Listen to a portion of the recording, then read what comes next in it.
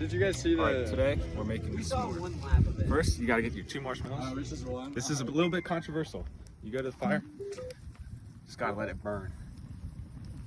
Once you gotta get it in there. Once you see they're on fire, you gotta rotate them around, get the burn the whole way around the marshmallow.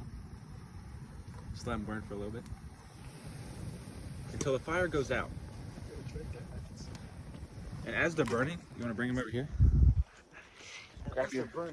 Grab your chocolate, your 2 things, put them on, and then crush the fire.